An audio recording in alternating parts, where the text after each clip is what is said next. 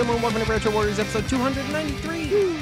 As always, I'm your host, Justin Baker, and as always, I'm joined by resident old bastard, Chris Saturn. Hello. Hello. Hello. Saturn. How are you? You all right there? No, I just wanted to ruin the intro flow, just to see if it made you weird. Just really fuck it up, you know. We do have housekeeping. We want to make sure this episode starts out as fucked up as possible. We got to roll with it. We have two bits of housekeeping. Yes, first up, it has been a weird week. Yes. So people who haven't been following, all of Texas turned to ice. Yeah. And it froze. And so if you get this uncut, you're getting this right as we are thawing out. If you get this regularly, you're like, that was weeks ago. Unless it happened again, in which case we may not have survived the second. In which case, send help, please. Right. And of course, the day before everything froze, my goats collectively had a half dozen baby goats in my unfinished barn that has no heat or electricity. And you're not talking about like in Stardew Valley or Harvest Moon or something. No, I mean my real actual breathing goats. I've been tending a half dozen baby goats throughout one of the worst freezes Texas has ever seen. Yeah. So that's been great. Yeah. But it's a little bit weird. I still don't have fully restored utilities. Mm-hmm. And does your poop still shoot out into the yard? Yeah, my septic is still on the fritz from the freeze. So it's I get my point is it's just been a weird week. So if the show is weird or we're more or less energetic or I don't know, just forgive us, please. Or don't. Who knows? Or don't. I don't care. You know. Also, our producer Guy is going to be here on the at the end of the show to try to bring some normalcy to all this. Yeah, that's the plan. We'll see if he does. We'll see if he delivers on that promise I just made on his behalf. Right. Yeah, you got big shoes to fill now, Guy. Better get to work. Anyway, my week. I've been playing a lot of Yakuza Kiwami 2. Me too. I'm on chapter 13 out of 16. I'm still on chapter 10. And so I'm hoping to finish it this weekend. I'm still very much enjoying it. Yeah. The camera control can fuck off, but I'm still very much enjoying the game. I'm having a really good time with it. I highly recommend it. The ragdoll physics in it are just fucking hilarious. It honestly, yeah.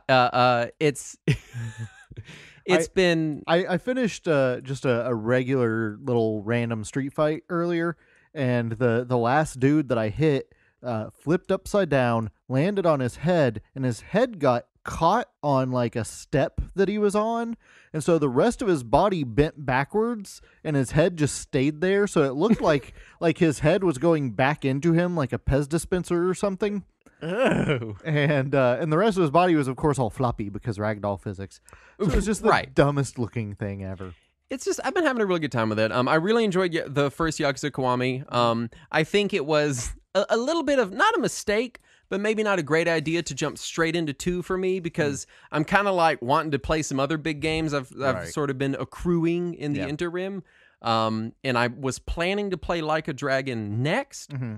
I know it's not a continuation of the story, but I was like, well, I'll play the Kiwami 1 and 2, which are the 2 remakes, and then I'll put that on hold and hope for a Kiwami 3, because I hear 3 is maybe a little bit dated, since it's not had the full Kiwami remaster treatment. Sure. And I was like, I'll jump straight to Like a Dragon, but then, I'm kind of at this point where I'm like, all right, I'm a little done with, the Yakuza games for now. Yeah.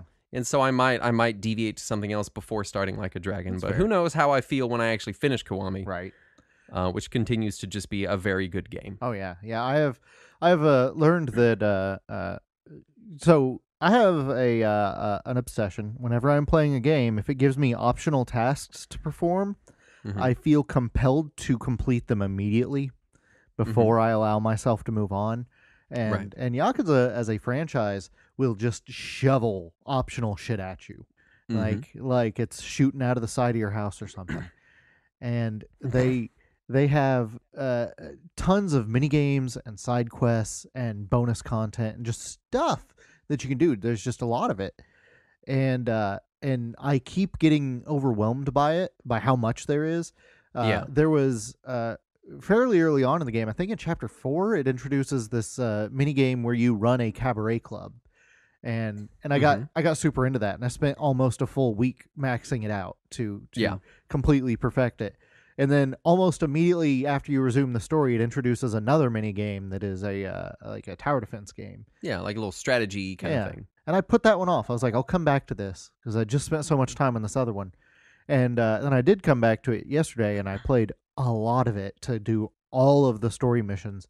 And I was really getting burnt out on it. And I was like, maybe I need to just put this game down. And instead, I went back to the main game. I was like, oh, wait, I enjoy the game. It was that one mini game I was burnt out on. I was just tired of that mini game. Yeah. I've been doing a decent amount of the sub-stories and the mini games and stuff. For a while, I was doing everything I ran into. Right. And now I've reached a point where I'm invested enough in the story that if I'm playing, I really want to see what's going to happen next. And so I've kind of been sort of railroading straight on the main story.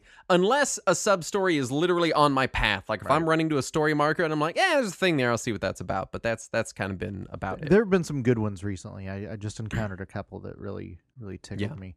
But there is one of the things that I decided to go do when I was done with the tower defense mini games. I went over to do the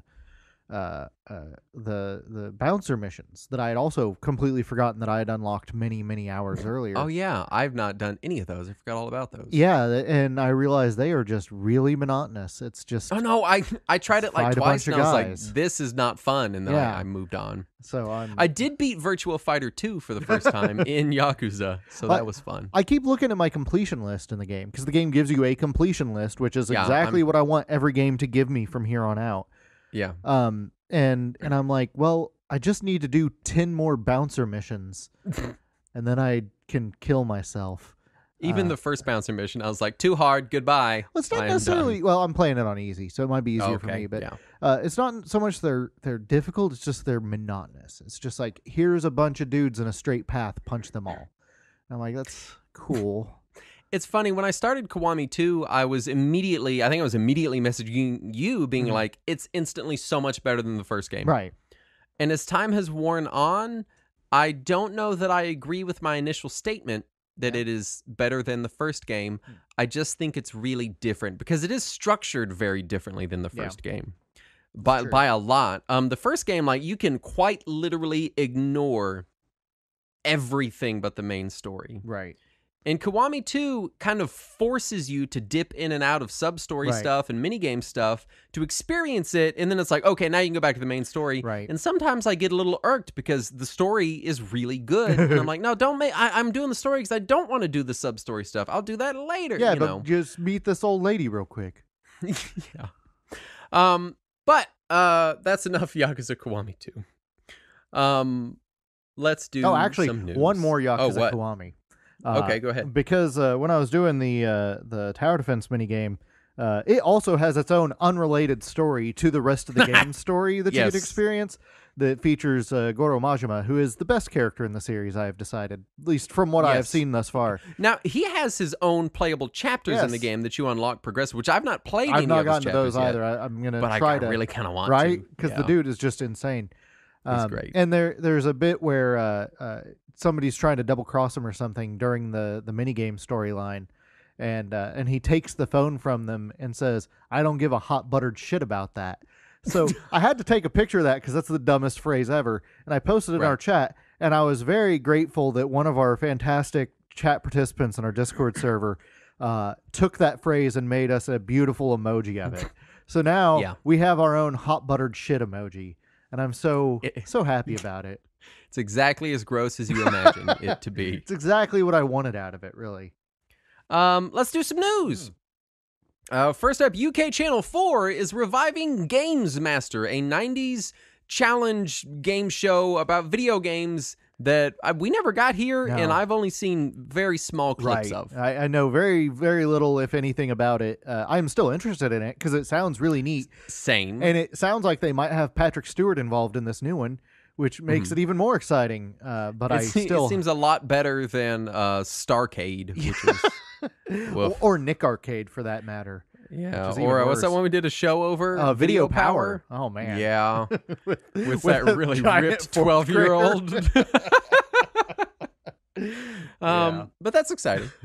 Yeah. Stadia port of Terraria canceled after Google locks developers' Google account and promptly drops all communication. Thanks, Google. Thanks, thanks, Google. Good job.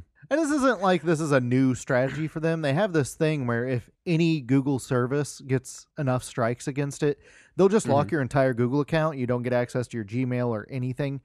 But this time they did it to a developer of a game for their game service that they had already started advertising. Yeah, I don't think any actual humans work at Google anymore because everything Google does seems like an AI is doing it. Right. Well, Phil Harrison is still there, but that I don't know if that counts as a human. I think he just gets a printout every morning that's like tells him what to say from a big machine, you know. Yeah, pretty much. Reports claim that Super Nintendo World may have accidentally plagiarized art from a fan game. Oops. Oh well, sorry. E3 2021 being reimagined as a digital event. I have news for you. E3 has been a digital event for years. Right. Everything is instantly streamed online. I understand people want to be there on the show floor because it is an industry conference. Right. But the actual media side of E3 has already been digital for a long time.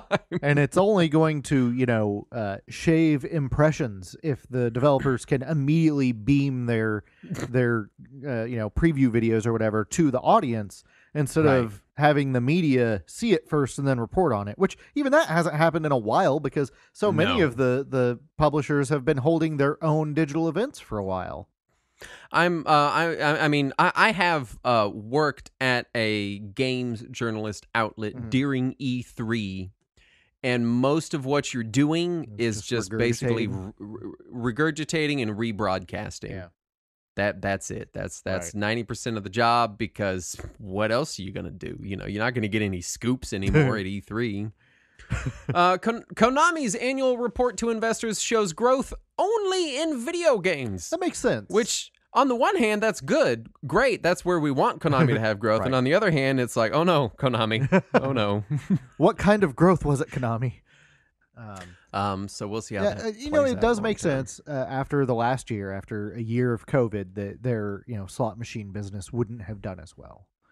And their fitness clubs wouldn't have done as well. So I don't think it's a surprise to anybody. And once society learns how to deal with whatever the new normal is and adjusts, I imagine those other divisions will come right back. Right. They'll figure it out. Yeah. Sega Sammy reports an income decline, although their games division saw a big increase in sales. Same story, pretty much. Yeah, basically. I think, if anything, 2020 has taught us that video games are massive. Entertainment media is still massive. Right. And in an apocalypse type scenario, it's one of the few industries that seems to thrive. Right. Turns out when the world is ending, we still want to beat the shit out of people in a video game. Yeah, it turns out the apocalypse is really boring. So, video games, please. So apparently Mad Max never would have happened if they just had some arcade machines. It's funny. I was having some blackouts the other day because of the freeze. Power blackouts, not like you were out on the floor. Right. No, I was blackout drunk. No, I was having some power blackouts. Right. And I remember in the middle of the blackout, and my pipes are free. Like at the time, multiple pipes in my house had frozen. More were freezing, and I was like, I don't think I'll have water or power, but I could do VR for at least 2 or 3 hours. And then I was like, what a weird, shitty dystopia. Then I'm like, I can't drive and get food. My animals are dying. I have no power or water, but look, I can play Super Hot in VR. Like, just what a weird. We're in the future, Justin. We have arrived. There's no water here, but there's a lot of cool entertainment. It turns out we didn't fix any of the problems on our way to the future. We just added some new stuff. Right. It's a lot more fun here, though. Right. Nihon Falcom's investor report shows year-over-year growth, especially in international sales, which is good. That's Yeah, good. it's good. A little surprising, but it's good. I'll take it. What's not good is CD Projekt Red being hit by ransomware, after which the source code to Cyberpunk 2077 and The Witcher 3 were reportedly obtained and sold at auction. Hopefully CDPR bid the most money for it, because then they would solve its own problem. Right. Well, hopefully whoever did bid the most figures out how to fix Cyberpunk. Yeah. Could you just fix it, please? Crash Bandicoot 4 being ported to Switch. Neat. Cool. Was the trilogy ported to Switch? The Crash Bandicoot trilogy? Yeah. I'm pretty sure it was. Warner Brothers secures a patent on the Nemesis system from Shadow of Mordor and the other Mordor game, whose name is similar enough to Shadow of Mordor that I never remit. Shadow of War, I think. Yeah, I think you're right. I think it's Shadow of War and Shadow of Mordor. Okay. And the new sequel, Shadow of Wardor, where they're combining it. This is stupid, and we don't like it. I'm not a fan of patenting game systems. I'm not. Yeah, because the game itself is incredibly iterative. Aside from that one thing. Well, it was also like the Nemesis system was the thing everyone was talking about in these games. Right. They were like, this is the fun, exciting new thing. Like, what a cool idea being brought to video games. Right. And then Warner Brothers is like, yeah, but you can't do it now. And everyone was like, well, are you going to at least do it again? And they're like, no. Which is the frustrating part. Yeah. The intro song to Super Mario 64 contains an Easter egg for the original Donkey Kong arcade song, maybe, if you deconstruct it the right way. Yeah, it is neat if you slow it down, if you speed up the Mario 64 one and slow down the Donkey Kong one, it does sound like it is trying to pay tribute to it, which it's Koji Kondo both ways. I'm pretty sure that's probably intentional. Oh, yeah. But it is neat that it took people 25 years to figure that out. Ubisoft says they'll be moving away from, quote, a reliance on AAA releases, end quote, presumably so that they can now rely on their legal defenses that they're having to continue to mount. Yeah. New games added to NES/SNES Online. We got Solomon's Key 2, also known as Fire and Ice, which is on the NES worldwide. Shin Megami Tensei 2 on Super Famicom, which was in Japan and Hong Kong only. Yes. We have Psycho Dream, which was Super NES, and that's worldwide. Prehistoric Man is Super NES, which is in all non-Japanese territories. Yeah. And then Doomsday Warrior, also an SNES game, which is also in all non-Japanese or Hong Kong regions. Right. So, some weird choices. Yeah, I'm some deep dives there, and I don't mind deep dives because I like not at all. Getting to play some different games. That's always neat. It just feels weird that they keep digging these deep dives out of the barrel when there's still so many games that people want to play that aren't available. There's a lot of first-party games that aren't available. Like maybe those games are available on the Super NES Classic, or maybe they're on Wii or Wii U or 3DS. But not everybody is us. Not everybody bought every single one of those things along the way to the Switch. Yeah. So it is weird that they keep skipping some of these what seem like obvious games to throw up there. But who knows? Maybe is Earthbound on it yet? It is not. Why? Neither is Super Mario RPG. I'm glad that weirder, lesser known games are getting representation. Definitely. That's a good thing. I like seeing that, but at least give us all the first party Nintendo stuff. Right. Nintendo. I don't know if would you lose the ROM? Just go download it. Oh wait, you shut down Emu Paradise, so you can't, can you? It's that was dumb, wasn't it? New Game Plus Expo 2021 announced for March 4th. They've been doing this for how this is a newer expo, right? I think this is the second one. It might be the third one? But it's only been within the last few years that I remember. And last year's was in June, I believe. It may have been delayed for COVID. Right. So maybe this is what they want to have as their normal time frame. But it does look like it's the same batch of companies, mostly Japanese developers and localizers of Japanese games. So it is a very Japan-centric game event. So we'll see. We should be able to see that just before our next recording session. So 2 episodes from now, we'll probably be talking about that. Right. Steam developer changes their name to Very Positive to make their games appear very positive in the Steam store. Subsequently, they were removed from the Steam store. They had their whole inventory taken down. It's such a dumb story. Yeah. Scientists have taught pigs how to play video games, and they appear to be pretty good at video games. So, good job, pigs. So now I'm going to have pigs beating me on Xbox Live. Damn it. I wonder, when that story came out, I started sitting there being like, what other animals would be good at video games? Parrots, and I was maybe? like, yep. Parrots, I feel like, well, they got those little claw hands. I assume they give pigs some type of hoof-based controller. I think it was a touchscreen in the video that I was seeing. Well, what do they touch it with? Their fingers? Their snout. Oh, they poke it with their nose? Yeah. That's the cutest thing I've ever heard in my life. It was pretty adorable, yeah. Square Enix announces that Trials of Mana has hit 1 million units sold worldwide. Nice.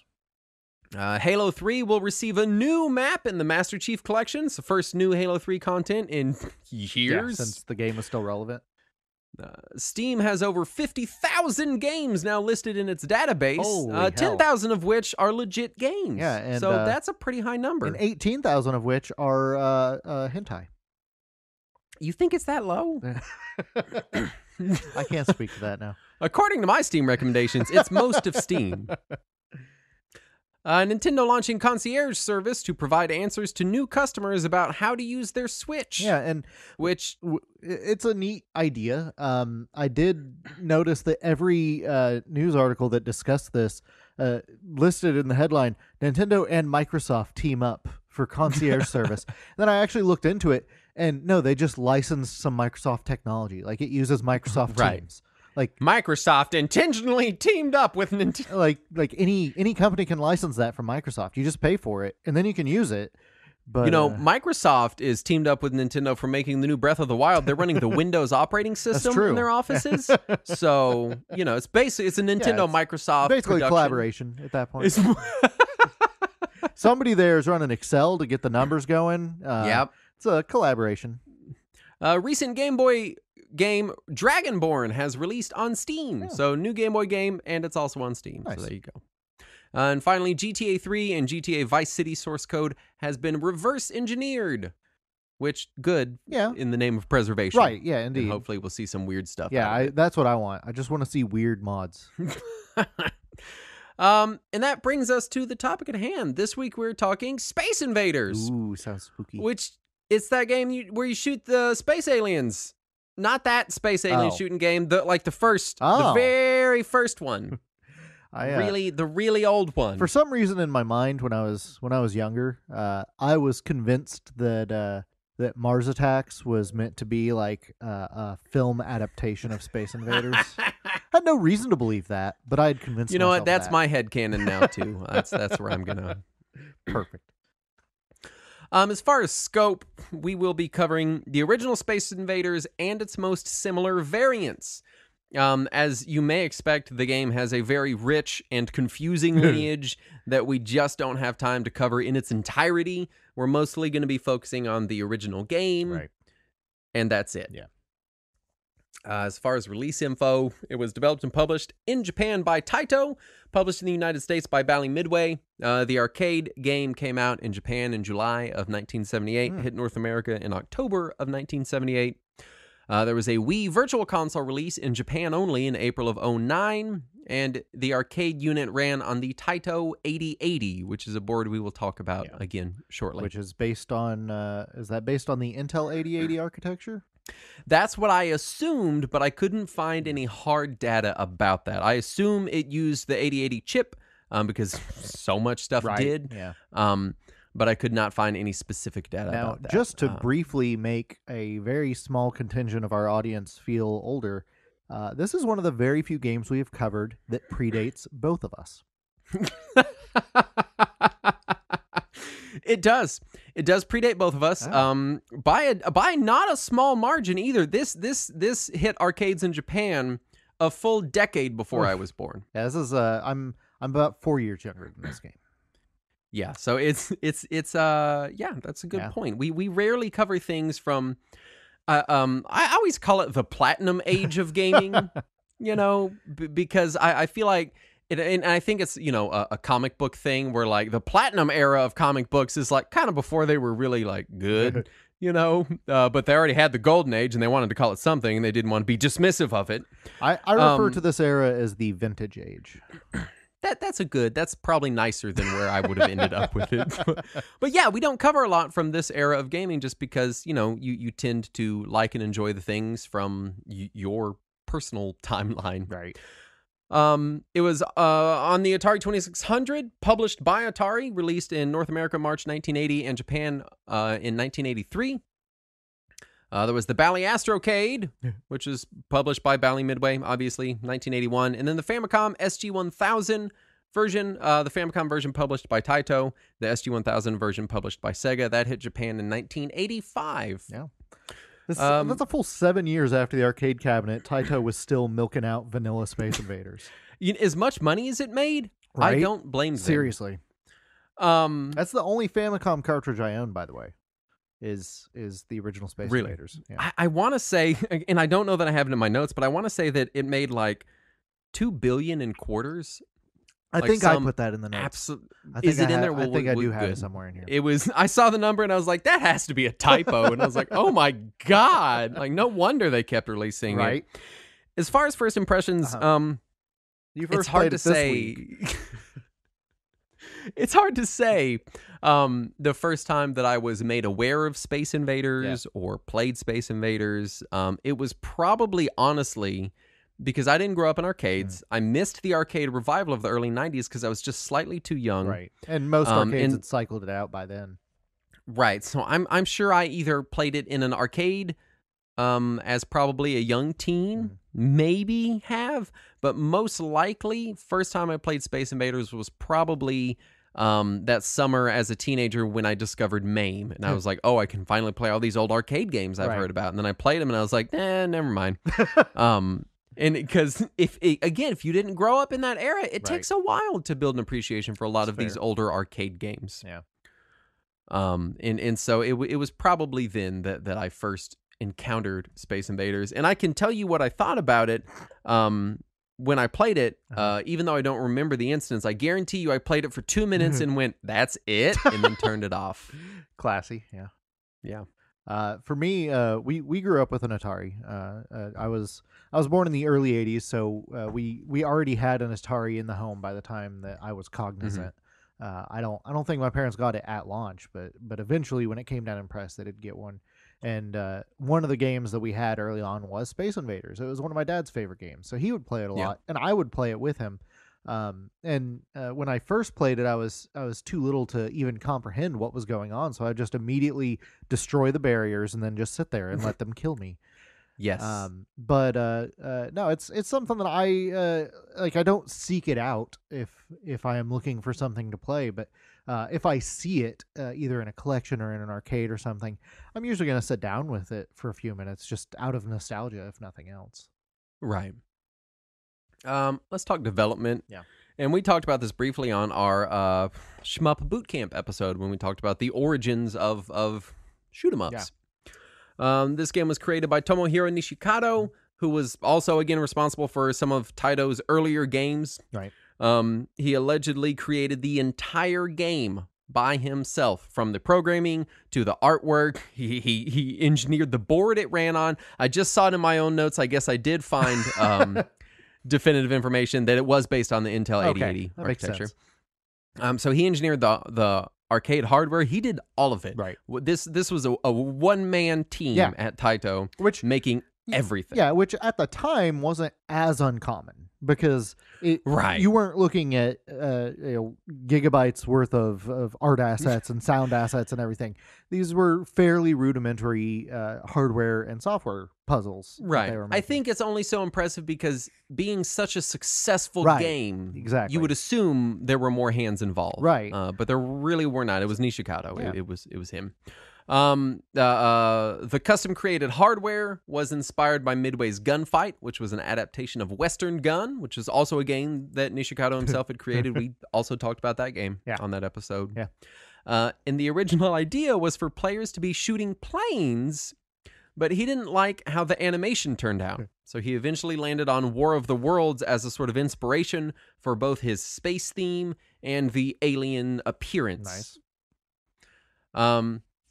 And famously, poor programming and unfamiliarity with the hardware led to a phenomenon initially seen as a programming glitch, Right. which is that the initial speed of the invaders was due to sprite limitations on screen, causing the hardware to slow down. Right. And as the developers attempted to make the game run faster, they realized it could only run faster once several enemies were defeated. Right. So rather than programming around this by reducing the speed or increasing the number of invaders, Nishinkado just left the glitch in. So they go faster, not because it's programmed to go faster, Right. but because they're eventually reaching the speed that they want to be at. Right. Yeah. It's the max speed that they hit is supposed to be the speed. Right. They just simply can't reach it initially because it's bogging down the system's RAM. Right. The original versions of the game were all black and white. Shocking nobody at the time, Right. I promise. Yeah. There was green cellophane over the screen, which was not uncommon even in home consoles from around this era. Yeah. Later revisions used multicolored cellophane and rainbow strips, and the final revisions of the game had a color CRT. Right. Which is the only version I've actually personally seen in arcade is the later color version. I'm not even sure I've ever seen an original. Mm. I feel like as an adult, I've been to an arcade or two that had like a retro section. Yeah. Because I always seek out Galaga because I love Galaga. Because it's great. And normally Space Invaders is near Galaga. And I'll play Space Invaders for a minute and go, yep, it's still Space Invaders, and then go play Galaga. Right. Yeah, also Taito has re-released the arcade machine a few times, and those updated versions always have the color screen. The upright arcade cabinet version of the game had the CRT hidden below the display with a partial mirror visible to the player. Behind the mirror was a hand-painted starry sky with a plastic planetoid cut out at the bottom. And you see this one kind of recreated in a lot of the home later ports, home ports. The reflected image of the CRT was displayed to the player with the planet and starry sky visible behind it. Yeah. It was a pretty neat effect. Yeah, I mean, at the time, that's a very cool idea. Right. The famous humanoid alien silhouette visible on the arcade machine was drawn by a Taito artist who had never seen the game and based it entirely on the game's title, which is why you see that weird furry thing on the wing Twilight Zone looking creature on the side of a game that just has little squid. I wish more games did that, where they just went to the art team and they're like, this is the title of the game, go. And just saw what came out of it. Judging by a lot of early art, I think that might be what that they might did have been a common trend in the first place. In fact, sometimes I'm not even sure they went to artists to ask for that. It's yeah. Just walked by an elementary school and said, "Hey kids, who wants a cookie?" So yeah, it again, like you said, a lot of earlier arcade games were single-handedly made, especially when you got to like Atari home ports and stuff. Atari games were very much like, we'll give that to this guy. He'll do the whole game in a month, and then we'll get it. Pretty much, yeah. And that was common in the industry, and giving them a whole month was uncommon. It was more likely they'd be like, "Oh, you guys got like 3 or 4 days. Crank out a few of these." Yeah. Simon, tell me about the gameplay of Space Invaders. All of it? Right now? All yeah, we're gonna have to get through all of it. Oh man! All right, strap in. Let's get to this. So yeah, it's a fixed shooter, or arguably a very, very early shmup, which we did mention on the shmup episode, like you said. Indeed, we did. The player controls something. It is a tank, or maybe a cannon, or some kind of ship thing. It's a phallus. A phallus. You control a little pointy phallus, and you can move back and forth along the bottom edge of the screen. And you can fire your shots directly up. And the alien invaders, they come down from the top of the screen. They're in 5 rows of 11. There are 3 graphical variants of invaders. The bottom 2 are the basic form. The middle 2 are a little bit thinner, and then the thinnest ones are on the very top row. Mm-hmm. And they slowly march towards the player. They also fire shots at the player.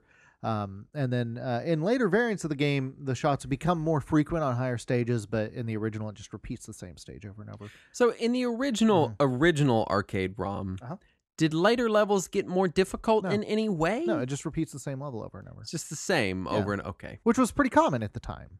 Right. I mean, yeah, definitely. Yeah. It just, I don't know why it never had occurred to me, because largely I played later variants of the game. Yeah. Yeah, the original just repeats that same level over and over again until you eventually fuck up. That's game over. The player is given 4 barriers, like we had previously mentioned, to hide behind. They're near the bottom of the screen. The barriers can be chipped away either by the player's shots or by the enemy's shots. And then once they are gone, you can fire through them or they can hit you through them. The speed of invaders... go ahead. I was going to say, of course, creating the greatest Space Invaders strategy of all time, which is firing through your own shields. Yeah, just sitting there and waiting for them to shoot you. Yes, to hit the invaders. Yeah. But yeah, like we mentioned before, the speed of the invaders, the descent speed increases as fewer invaders remain on the screen. And if the invaders make it as far down as the barriers, any remaining barriers immediately vanish. They are gone, and they don't come back till the next level. And occasionally a UFO appears and just moves horizontally across the top of the screen for bonus points. And the player, of course, loses a life if they take damage from enemy fire or if the invaders reach the ground. And it was noted at the time as being one of the first, if not the first, games to ever record the high score on the screen where everybody could see it, which would give people something to compete against. And obviously that became hugely influential and became an industry standard everywhere. But at the time, that was part of the draw of it. That was why it was so popular, was people could compete against each other and see that high score there. Well, let's talk strategy. Okay. Because to my knowledge, the only strategy in Space Invaders was don't get shot and you could shoot through your own shields. But we were playing on stream, and I don't remember who said it, but someone was like, yeah, if you shoot the ones on the end, they won't speed up as quickly. Well, so it's not that they don't speed up as quickly. They still speed up the same. But if you shoot the ones on the edges, they don't move down to the next row until an invader touches the side of the screen. Okay. So if you're taking out all the ones on the left side, they have to get further to the left before they can move down a row. So it is... See, I for whatever reason, obviously that's it seems like an obvious strategy. Right.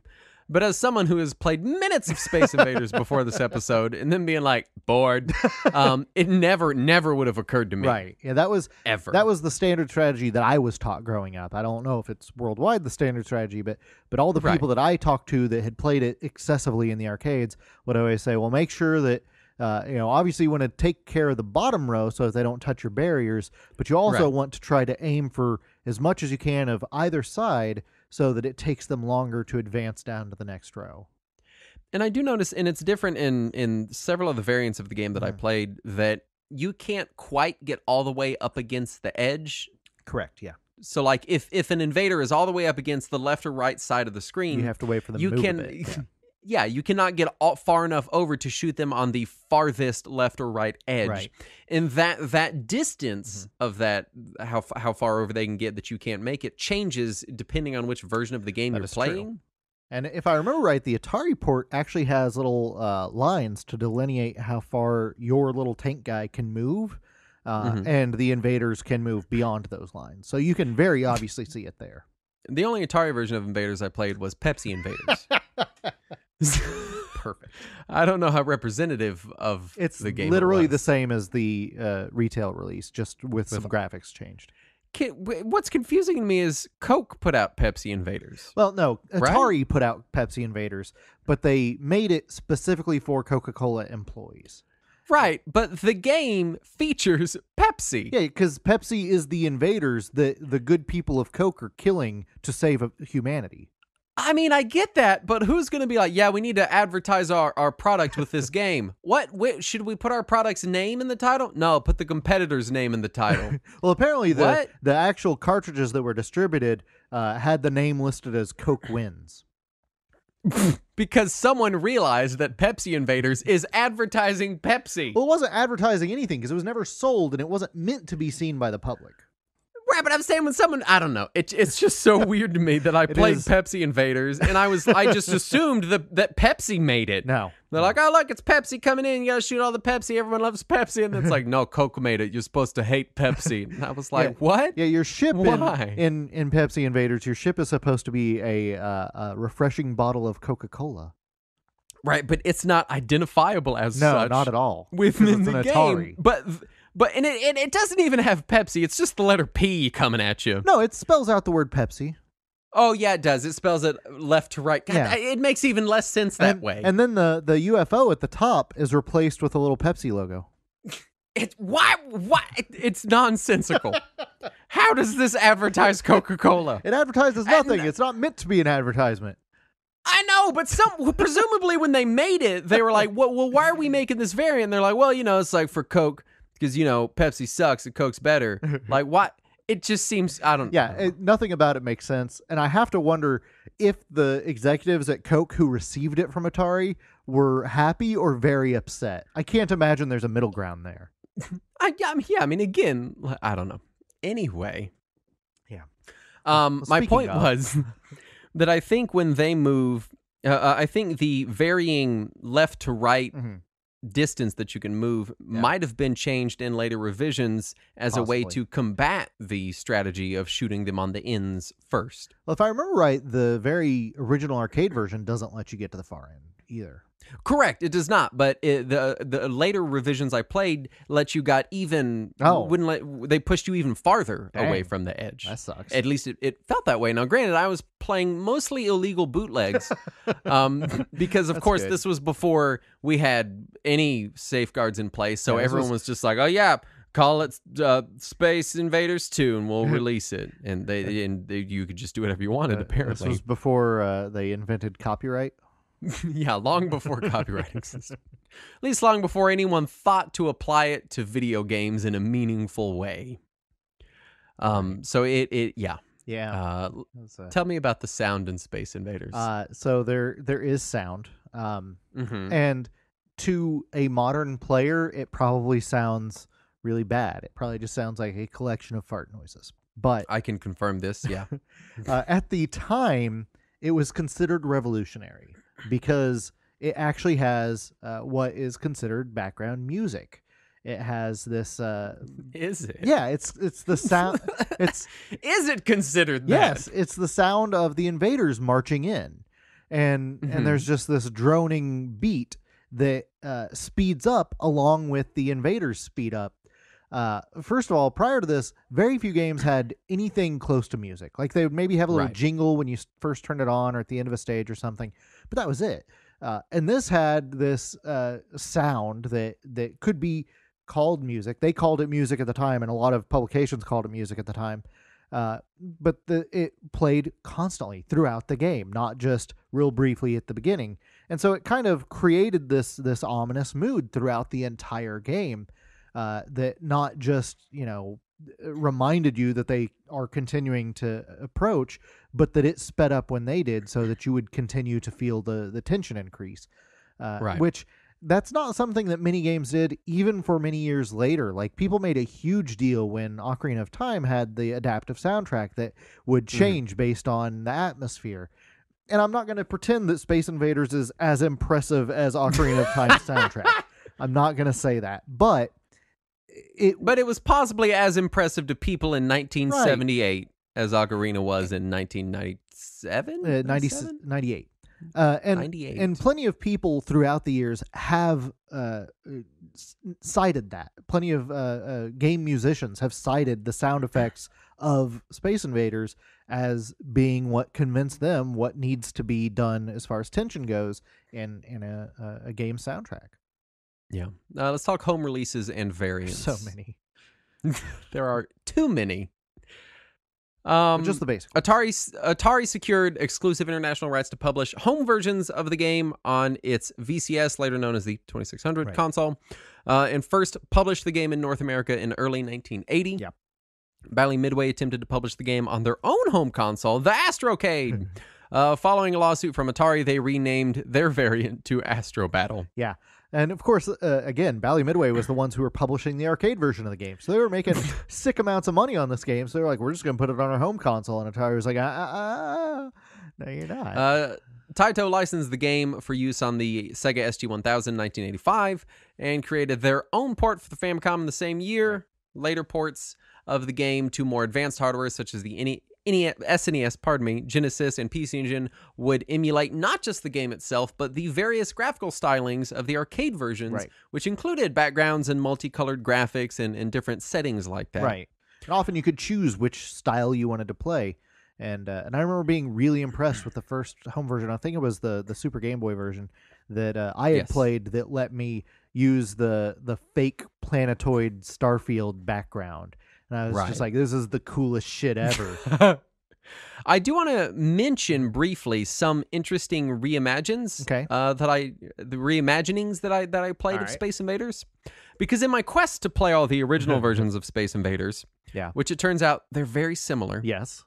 I ran into some of these other ones. And these really would deserve their own episode, but they're just some that I want to mention. First up is Space Invaders 91, which released on several home computers, the Game Gear, and most importantly, the Genesis, which is where I played it, which swaps the shields for a shield meter. So instead of power-ups. Instead of the static barriers, you could just turn on a shield on your ship. Well, no, you just have, basically it's a health bar. Oh, okay. You get a health bar. All right. You get power-ups, and it adds a rockin' butt rock soundtrack. More rockin' than the original soundtrack. More rockin' than by a wide margin, I would say. And this one, I think, might be the one that I enjoyed possibly the most out of all of them. When I was researching the sound specifically for Space Invaders, I had found a magazine article that was just titled hip hop and rap songs that have sampled the sound effects of Space Invaders, and it was a list that was so long that there was no way I was going to copy it for this, but it was a lot. You have Return of the Invaders, which only came out in arcades in 1985, and this is this weird, like, animated, colorful, Parodius-like game. So it's Space Invaders by way of Parodius, basically, where you can play as like a blue poop or a dog, and all the Space Invaders are different weird characters that dance, and it's just a lot of fun. Aren't they characters from other Taito games? You're thinking of Space Invaders DX, which has parody mode. Space Invaders DX was on arcade, Game Boy, Super Nintendo, TG16, Saturn, PlayStation, and the Nuon. Of course it was on the Nuon. But just so that nobody forgets the Nuon, it was a DVD player that also played video games. The wave of the future! It kind of played video games. So yes, there's a parody mode that has characters from other Taito games like New Zealand Story and stuff like that. Fairyland But Story. Return of the Invaders, as far as I could tell, was separate entirely, and is a lot of fun. Is it an official or an unlicensed? I don't know. I have no idea. I believe it's official. I'm not sure who worked on it. Right. But it was on the Wikipedia, and that's how I learned about Return of the Invaders. And I was like, is that Space Invaders 2? And I was like, no, Space Invaders 2 looks a lot like Space Invaders 1. No, it is Space Invaders 1. It's just Midway put the number 2 at the end and hoped that they would sell more of them. And they did. And then I went to Return of the Invaders, and I was like, this is not that at all, but it's fun. And then we do have to mention, just because I don't think we're going to mention it much more the rest of this episode, Space Invaders Extreme, which came out on DS, PSP, 360, all in 2008, and hit PC in 2018, which uses the original graphics, but sort of reimagines the entire game a la Pac-Man Championship Edition. So it feels more rhythmic. It includes boss fights and power-ups and branching paths. And as far as something that says, hey, what could we possibly do with the original Space Invaders idea and aesthetic to make it palatable to people now? I think Space Invaders Extreme succeeds in that regard better than in any of the variants that I've played of the game. And I believe that's also the first one that came out after Square Enix had acquired Taito. Yes, I believe so as well. So I do think if you're like, hey, like I want to enjoy Space Invaders, but the original game is only fun for a few minutes, I would probably recommend Space Invaders Extreme due to its availability and how it just is a really good sort of reimagining and evolution. And I think there's a demo of it on Steam too, so that you can check it out. There is. I imagine that if in 1978 they were like, what do you think this game would be like if it came out in 2018? Right. It's like what I imagine they might have thought it would be like back then, if that makes any form of sense. Right. Tell me about the reception for Space Invaders. I hear people liked it. Yeah, people liked it. We'll just leave it at that and move on. No, it was ludicrously popular. It is considered still to be one of the most successful and influential video games of all time. There were rumors at the time that there was a shortage of 100 yen coins in Japan following the game's release. It's difficult to verify those claims, but there were entire arcades opened in the late 70s in Japan that only had Space Invaders cabinets and tables in them, and no other game. I did some reading in the World Coin Price Guide and World Coin News. And according to the World Coin Price Guide, there were simply less 100 yen coins minted in 1978. And World Coin News claims that people living during the alleged shortage noticed nothing out of the ordinary. Nice. And I do want to specific this. The reason I'm going on about this is you hear this 100 yen coin shortage anecdote all the time. Yes, and no one ever has anything to back it up when they say it. I do think that so the Guinness Book of World Records in 2008 reported that they had to mint more coins to keep up with demand, but we have the numbers of coins they minted in that era, and they're not drastically different than other years. And I think maybe the Guinness Book of World Records reporting on this 100 coin might be yen coin shortage. Yeah, the might be where so many people heard it. Yeah. Well, thank God World Coin News is here. Yes. Mark Fox in World Coin News posits that arcade owners and Taito were also incentivized to empty their arcade machines as fast as possible to continue taking coins, so a shortage doesn't even make sense. Yeah. And you know, we'd already had the other rumor just a few years earlier about Pong, about that machine at Andy Cap's bar getting so filled with quarters that it stopped working. The arcade operators already knew by this point to regularly empty out machines. Right. So they're being emptied out. There were not an abnormally high or low amount of coins printed in that era. We have anecdotal reports. Granted, they're anecdotal reports from people that were visiting Japan and living in Japan in that era that said it seemed normal to me. Yeah. I will say Eric Patterson in Play Magazine specifically asked Nishikado for an anecdote concerning Space Invaders. Yeah. And Nishikado replied that perhaps the time when the tires on the car Taito used to collect coins from the arcades went flat from the weight would be his most interesting anecdote. So for all you people out there who like quoting weird video game anecdotes, stop saying the 100 yen coin shortage thing, because it's pretty verifiably untrue. Right. But you can share that instead. That's a better one anyway. One time there were so many coins on a car that Taito was using that the tires went flat. Now I like to imagine that Taito's entire operation was in a 1977 Toyota Camry. Yeah, it just took like 2 bags, and they're like, oh, tires went out. Anyway. I don't know if they made the Camry in 77 or not. I was just throwing out a name. I did just want to touch on the 100 yen coin shortage. I appreciate that. I'm glad you were able to find more information there. That it appears to be a falsehood, according to the coin world, which is a very serious and factually based world, I've come to learn. A world we don't want to dabble too deep in, or we will never be able to escape. As far as I want to go is my map of the United States, where I put in the quarter for each state as I get them. Yeah, well, they've moved on from states. They do other stuff now. Oh, no! My map's not done!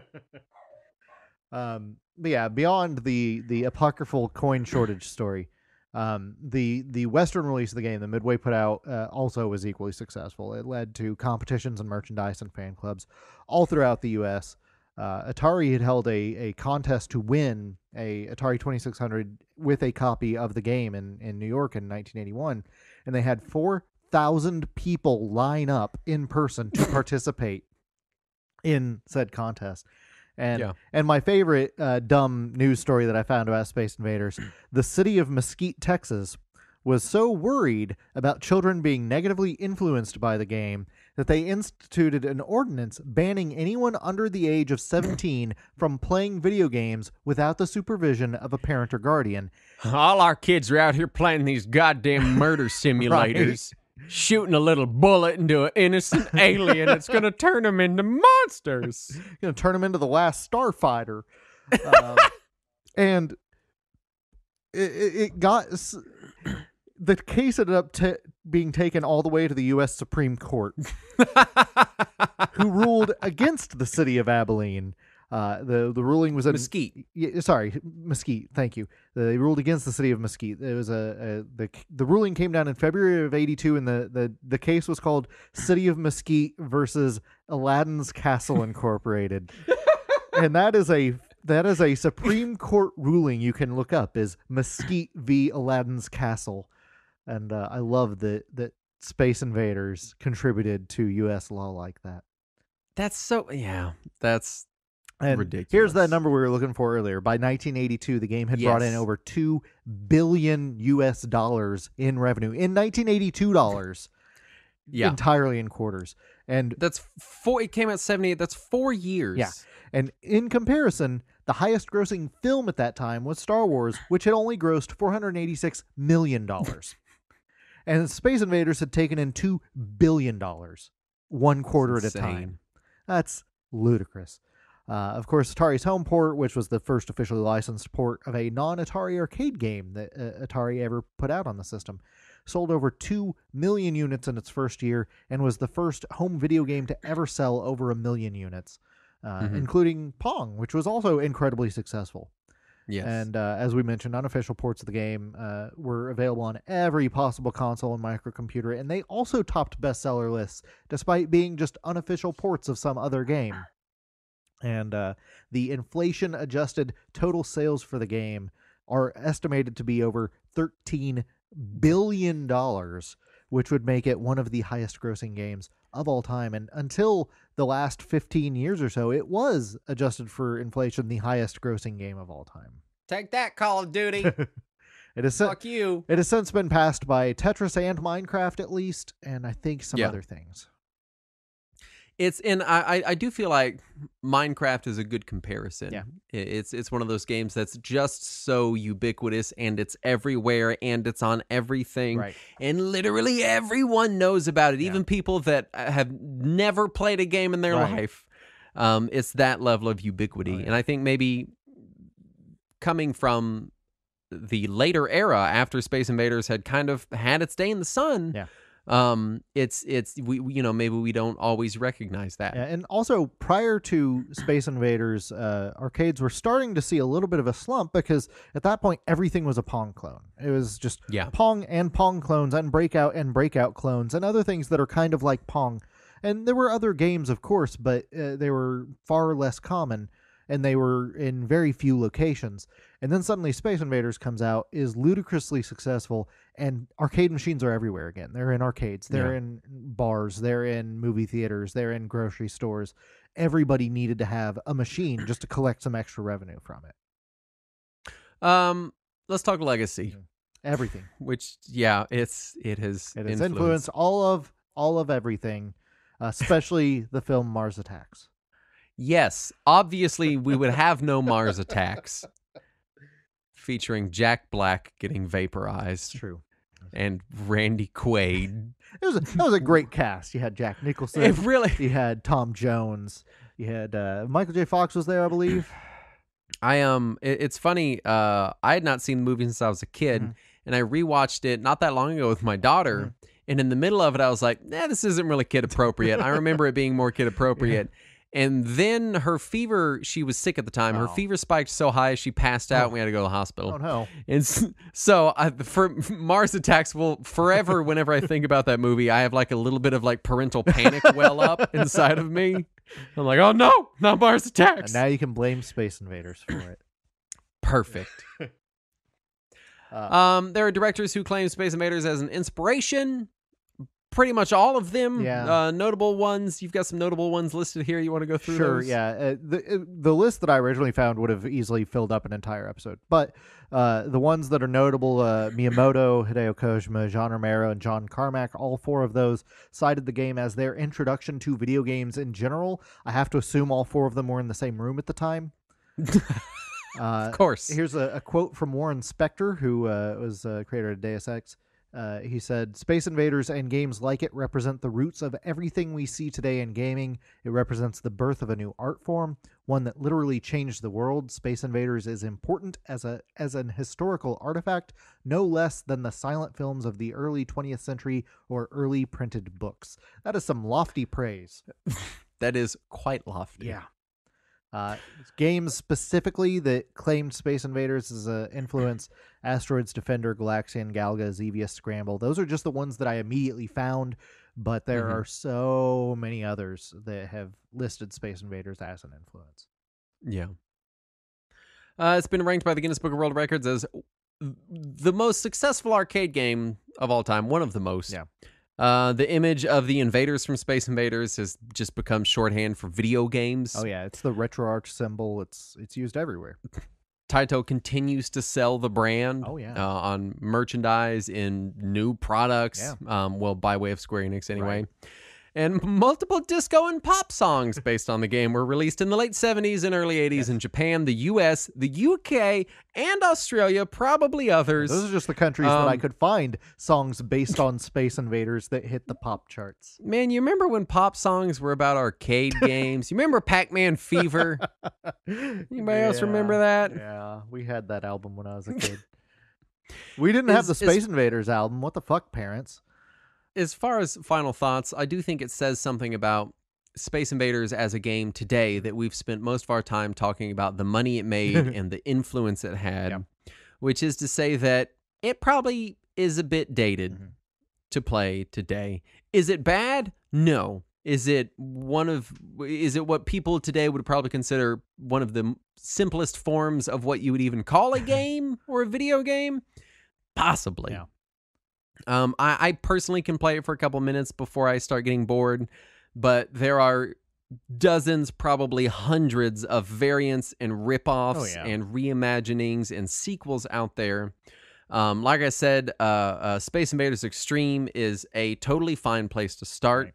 Right. If you want to get into weirder deep cuts, there's the Genesis game that I like. There's the GameCube Space Invaders if you just hate yourself. God, it's not Space Invaders, it's Space Raiders. Well, yeah, but it's basically Space Invaders. It's so not. You know, it's one of those things where even if you're not playing the original Space Invaders, you're still playing something that came from the original Space Invaders, whether you like it or not. But as far as I grew up with that era of games, so I am still.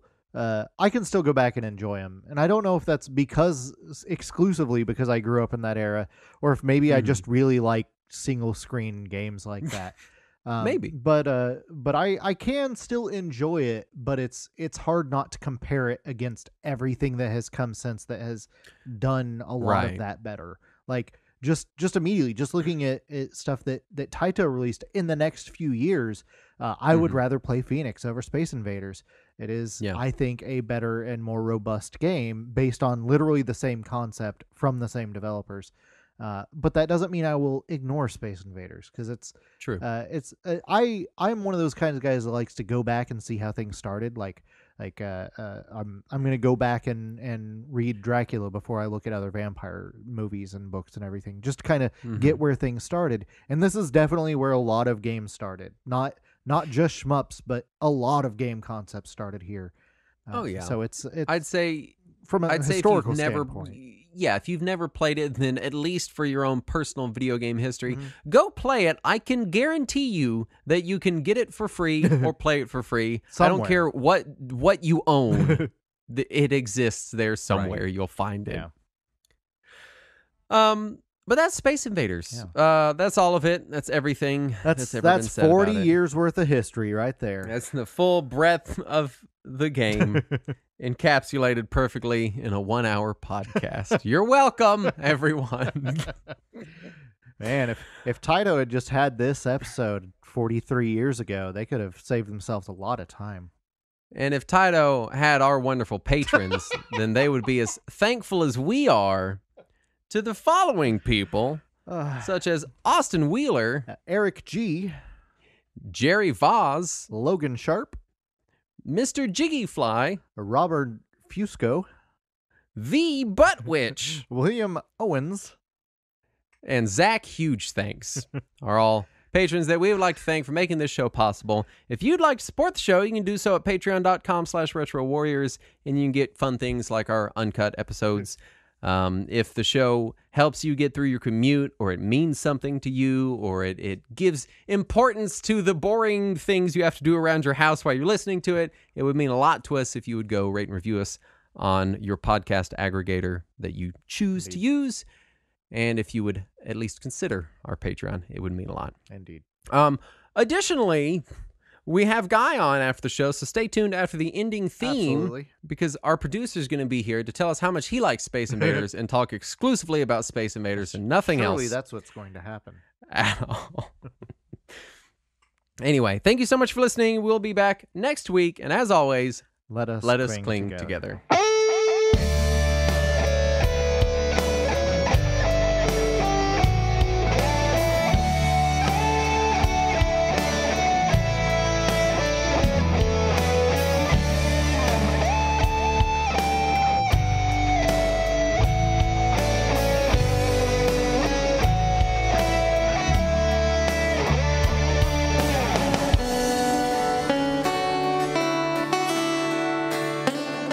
Welcome to the after party. Hey, Guy.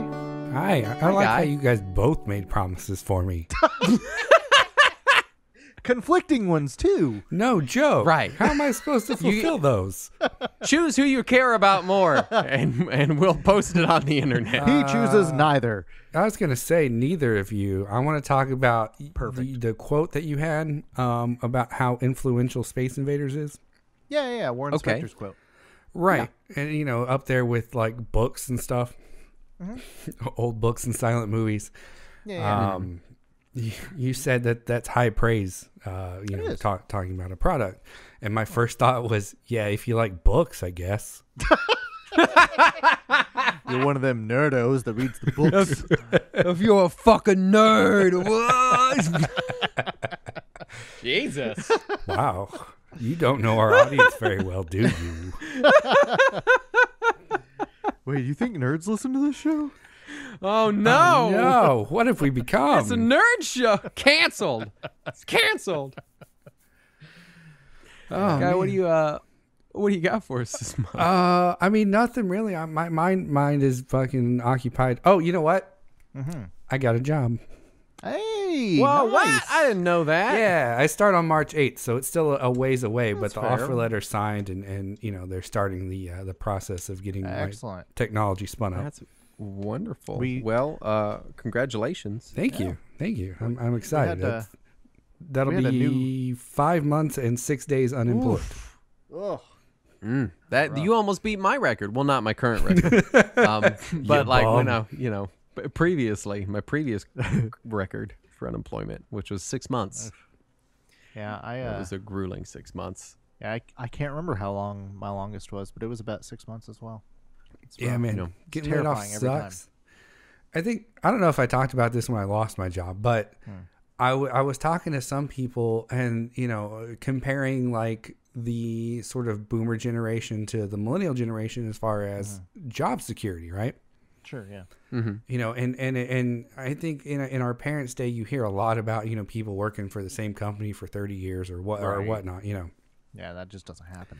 That doesn't happen anymore. I went and looked it up, and I went and looked at my own history, and like the first time I got laid off was in June of 2011, and since then I've been like laid off or had an unexpected interruption in my job 6 times. Ugh. So over my 14-year career, I'm averaging like 3.5 years between layoffs. Ugh. I feel like I've not even known you for that long, but a defining feature of Guy is that he's constantly getting laid off. I know. It's awful. Now, to your credit, you never, to my knowledge, are getting fired. It's always like, oh yeah, well, his contract is over, this got laid off, or whatever. You know, it's so that, you know, I don't mean to make it a comment about you or your work ethic. No, I think it's a general comment on the job market these days. Yeah. It has shifted. It feels like these days they expect people to jump around regularly in order to advance, which is weird. It seems that loyalty has taken a little bit more of a backseat compared to where it used to be in this country. I'm to understand that there are other countries where there are other countries. I am to understand that. I don't know definitively. What? All the companies in the U.S. acting like crisscross. Wow.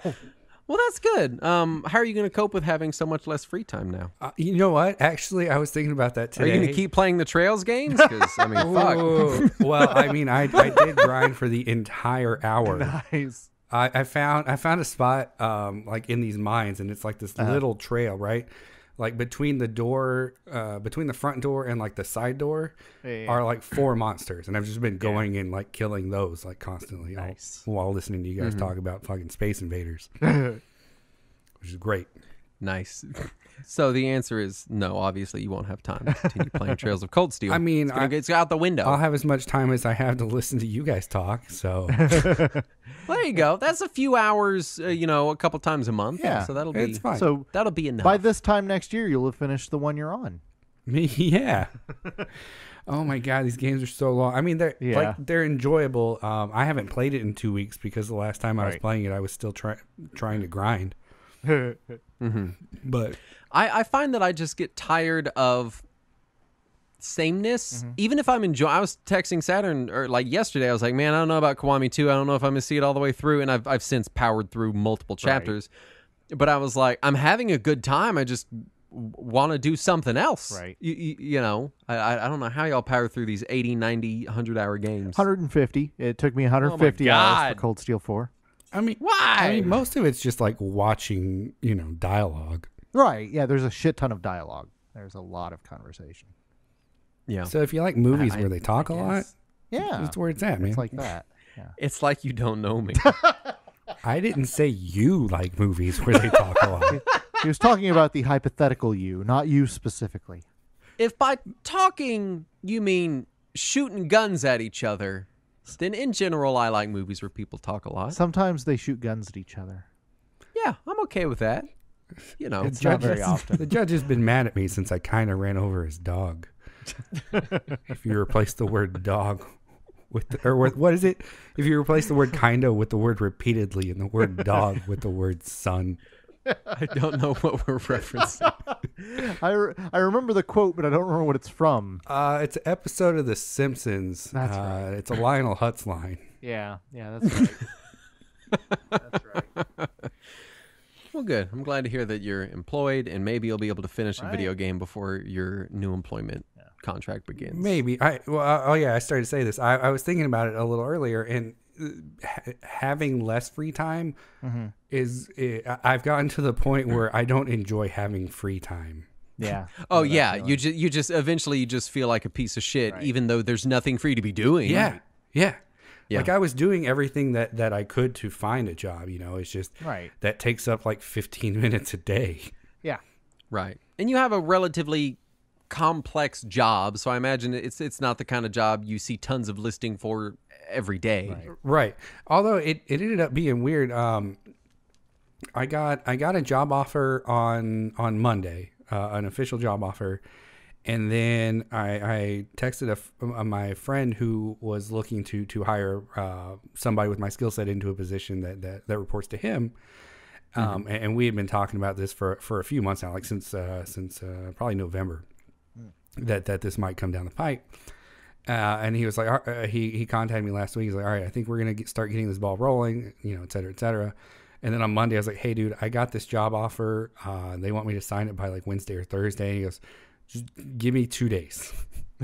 Yeah. And so, and eventually we worked it out, and I ended up going and accepting, that job. So after, 5 months of no activity, all of a sudden it was like 2 job offers in my lap. Doesn't it always happen that way? Or, it's just nothing, and then all of a sudden they're like, no, everyone. Yeah. Everyone all at once. Yeah, some random person reached out to me from like a local company that does what we do. And she's the COO of the company. And she was like, hey, I don't know how we haven't met, but do you want a job? It was like last week. I guess. I was like, yeah. If I have to. Why would you have to? I don't know. Do you want it? Yeah. I don't know. I imagine you being that way professionally. I'm sure you're not. That's how interviews go. Oh, man. I started watching Ted Lasso, and I figured out I want to be Ted Lasso. It's great. Andrew keeps saying it's really good, but he doesn't say anything about the show, so I assume it's about a cowboy named Ted Lasso who lassos people instead of shooting them with a gun. Am I right? Perfect. No, it's about a dude who is always optimistic, and, well, I'll get more into that in a sec. But so he's an optimistic cowboy that lassos people. He is I think, Nebraska high school football coach who gets hired by English Premier League team to coach English Premier Soccer or football. I know all the words you're saying. He's a high school coach that gets into the most famous soccer league as a coach. Okay, I'm with you. Yeah, I know soccer and I know what coaches are. Right. I'm not sure I know what coaches are.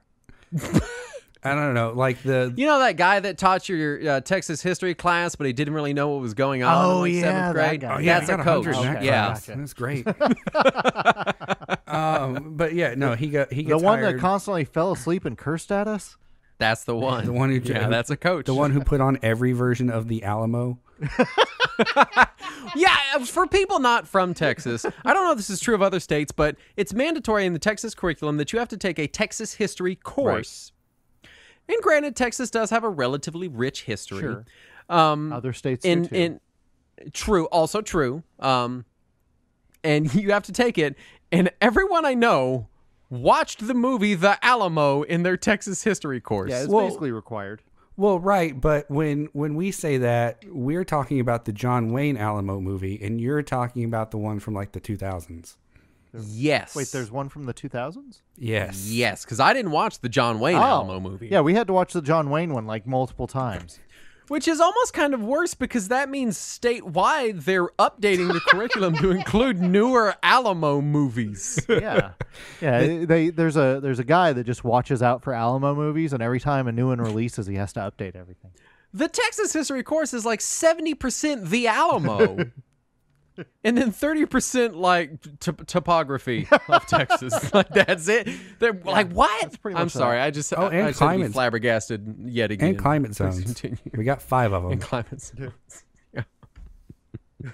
Yeah. It's Ted Lasso. Is it good? It is. It's really good. His character is just unfailingly nice, and he eventually wins over everybody he comes in contact with.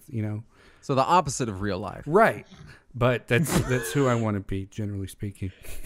That's good. He's my idol now. I think that's good. I had one of those like I have nothing to do, but I feel like a piece of shit doing nothing moments this week because again everything froze.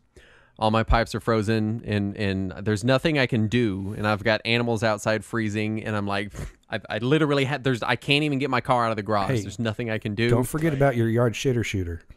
And my yard shitter shooter was shooting shit. Yeah, like it does. And I was sitting there like fluctuating between frantically doing things that affected nothing and playing Xbox. It was like I would just like get all my coveralls and everything on. I'd go outside and like look at the goats and be like, they're still alive. And then I'd like kick some snow off the steps behind my house. And I'd go inside and be like, I guess I'll play Xbox. And then I'd feel like I got to do something. And be like, what are you going to do? Use your X-Men powers to defrost the pipes? Like, you just got to wait several days. Right. Yeah. So I see how you have been living for the last several months. Yeah, it's awful, but hey, it's done, and I can enjoy my free time again. Right. Constant state of panicked boredom. Yeah, pretty much. Perfect. Well, do you got anything else for us, guys? Not this month, I guess. Excellent. Well, I hope your That's new all job of the month. goes wonderfully. Thank you. And thanks for producing the show and being on the show and sitting here listening to us record the show every time, even when you're not on the show. Right. He joins in the pre-show. And the pre-show. You're on the pre-show. That's how you know you're I a constant genuinely fixture of enjoy the it. pre-show. Yeah, and I'm going to clown on Andrew for half a second. Please forgive me, sir. But I'm not like Andrew where I'll show up for the pre-show and then just bail. Yeah. Anyway, Guy, thanks for being our producer. Everyone else, thanks for listening. Yeah. And we'll see you next time. Good night. Bye. Bye.